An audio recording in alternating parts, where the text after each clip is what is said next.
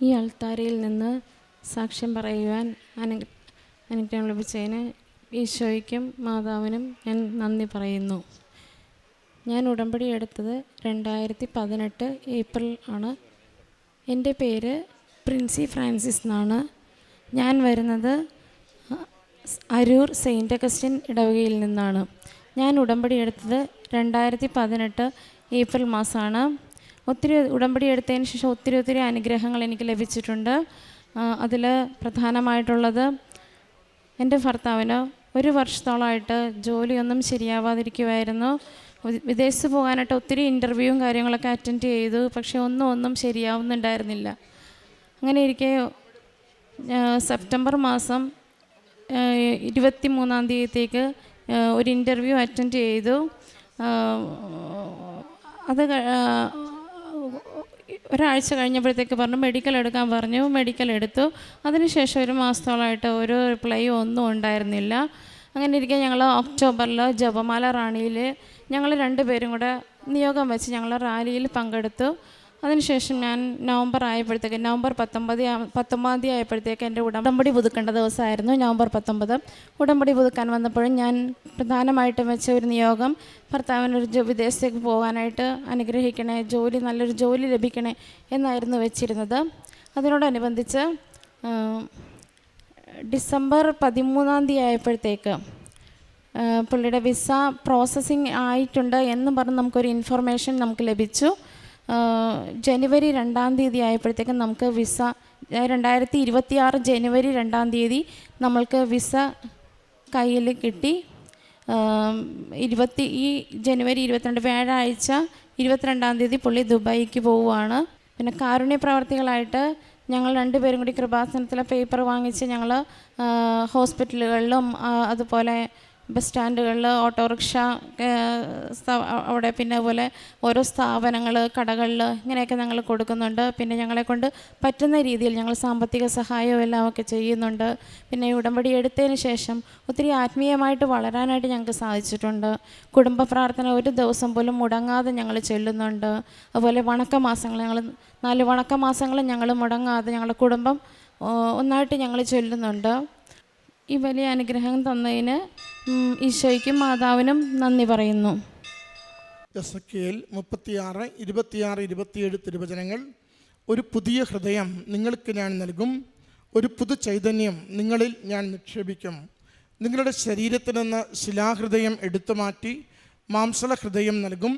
എൻ്റെ ആത്മാവിനെ ഞാൻ നിങ്ങളിൽ നിവേശിപ്പിക്കും. നിങ്ങളെ എൻ്റെ കൽപ്പനകൾ കാക്കുന്നവരും നിയമങ്ങൾ പാലിക്കുന്നതിൽ ശ്രദ്ധയുള്ളവരുമാക്കും.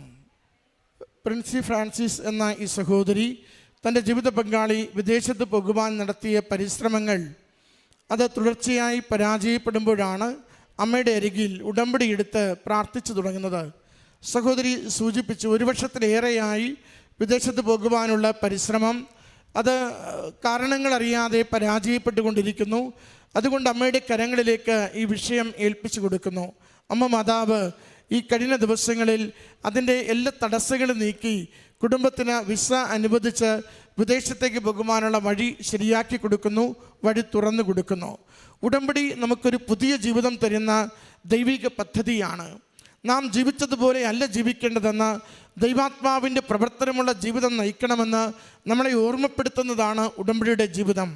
നാം അനുരഞ്ജനത്തോടെ ദൈവസ്നേഹത്തിലേക്ക് മടങ്ങി വരികയും ക്ഷമ കൊടുത്തും ക്ഷമ ചോദിച്ചും അനുതാപത്തോടുകൂടി ദൈവമുഖത്തെ കണ്ടുകൊണ്ട് ജീവിക്കുവാൻ തയ്യാറാവുകയും ചെയ്യുമ്പോൾ ദൈവം കൂടെ നിന്ന് പ്രവർത്തിക്കുന്നതാണ് ഉടമ്പടിയിൽ നമ്മളെപ്പോഴും കാണുന്നത്. പരിശുദ്ധ അമ്മ ഈ ആലയത്തിൽ ജീവനോട് പ്രത്യക്ഷപ്പെട്ടുകൊണ്ട് ഈ സന്ദേശം ദുരന്തം വരുന്നു പ്രാർത്ഥിക്കണമെന്ന് പറയുമ്പോൾ ഏതൊരു ജീവിത ദുരന്തത്തെയും അമ്മ ഏറ്റെടുത്ത് തിരുക്കുമാരന് കൊടുത്തുകൊണ്ട് കാനായിൽ അടയാളം പ്രവർത്തിച്ച് ആ കുടുംബത്തിന് സന്തോഷവും പ്രതീക്ഷയും പകർന്നതുപോലെ നാം ആയിരിക്കുന്ന ജീവിതത്തിൻ്റെ ക്ലേശങ്ങളിൽ, ദൈന്യതകളിൽ അമ്മ കൂടെ നിന്നുകൊണ്ട് യേശുവിൻ്റെ സാന്നിധ്യം കൊണ്ടുവന്ന് നമ്മുടെ ജീവിത വിഷയങ്ങൾക്ക് പരിഹാരം നൽകുമെന്ന് ഉടമ്പടി ജീവിതം നമ്മളെ ഉറപ്പിക്കുകയാണ്. അതുകൊണ്ട് ഉടമ്പടി ഉടമ്പടിയിൽ എത്ര കണ്ട് നമ്മൾ എളിമപ്പെട്ട് വിശ്വാസത്തോടെ ജീവിക്കുവാൻ സന്നദ്ധരാകുന്നുവോ അത് നമ്മുടെ ജീവിതത്തെ ഭദ്രതയുള്ളതും മേന്മയുള്ളതും മേൽഗതിയുള്ളതുമാക്കി മാറ്റുന്നത് അനുഭവിക്കുവാനാവും. കണ്ണീരോടുകൂടിയാണ് വരുന്നതെങ്കിലും അമ്മയുടെ കരങ്ങളിലേക്ക് ശരണപ്പെട്ട മനസ്സോടുകൂടി ജീവിതത്തെ കൊടുക്കുവാൻ തയ്യാറാണെങ്കിൽ, തകർന്ന് തരിപ്പണമായി പ്രതീക്ഷ കാണാതെ ജീവിതവുമായാണ് വരുന്നതെങ്കിലും അമ്മയുടെ കരങ്ങളിലേക്ക് അമ്മ വിചാരിച്ചാൽ എൻ്റെ ജീവിതത്തിനൊരു മാറ്റമുണ്ടാകുമെന്ന പ്രത്യാശയോടെ ഏൽപ്പിച്ചു കൊടുക്കുവാൻ നമ്മൾ തയ്യാറാണെങ്കിൽ, ഭിന്നിപ്പോയ കുടുംബ ബന്ധവുമായിട്ടാണ് അമ്മയുടെ അരികിൽ എത്തുന്നതെങ്കിൽ എത്ര പേർ എത്ര ഇടത്തു നിന്നുകൊണ്ട് ഞങ്ങളെ ഭിന്നിപ്പിക്കുവാൻ നോക്കിയാലും അമ്മയ്ക്ക് തിരുക്കുമാരനോട് ചേർത്ത് നിർത്തിക്കൊണ്ട് ഒരുമിപ്പിക്കുവാനുള്ള വഴി തുറക്കുവാനാകുമെന്ന് വിശ്വാസത്തിൽ കണ്ടുകൊണ്ട് സാഹചര്യം മുഴുവൻ എതിരി നിൽക്കുമ്പോഴും അമ്മയുടെ കരങ്ങളിൽ നിയോഗം കൊടുക്കുവാൻ നമ്മൾ തയ്യാറാണെങ്കിൽ പുതിയ ഹൃദയമുള്ള മനുഷ്യരുടെ ജീവിതം ദൈവസന്നിധിയിൽ അനുഗ്രഹത്തിന് കാരണമാകുന്നത് നമുക്ക് അനുഭവിക്കുവാനാവും. അതിൻ്റെ ഒരു സാക്ഷ്യമാണ് ഈ കുടുംബം പറയുന്നത്.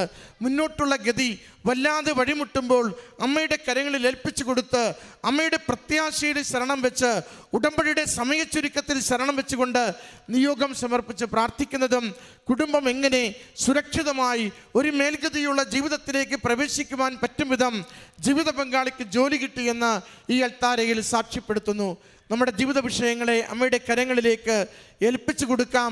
സങ്കടമെന്തോ, കണ്ണീരെന്തോ, ഇപ്പോൾ നാം നേരിടുന്ന പ്രതിസന്ധി എന്തോ, അതിൻ്റെ പരിഹാരം യേശുവിൻ്റെ കരങ്ങളിലുണ്ട്. അമ്മയുടെ കരം പിടിച്ചാൽ നമുക്കത് സമയച്ചുരുക്കത്തിൽ അനുവദിച്ച് കിട്ടും.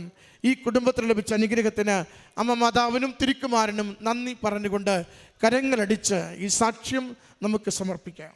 അത്യപൂർവ ദൈവാനുഭവങ്ങൾ ഇനി നിങ്ങൾക്കും സ്വന്തം. ഈ യൂട്യൂബ് ചാനൽ ഇതുവരെ സബ്സ്ക്രൈബ് ചെയ്തിട്ടില്ലെങ്കിൽ ഇപ്പോൾ തന്നെ സബ്സ്ക്രൈബ് ചെയ്യുക. ഈ വീഡിയോ ഇപ്പോൾ തന്നെ നിങ്ങളുടെ സുഹൃത്തുക്കൾക്ക് ഷെയർ ചെയ്തുകൊണ്ട് കർത്താവിൻ്റെ പ്രേക്ഷിതരാകുക.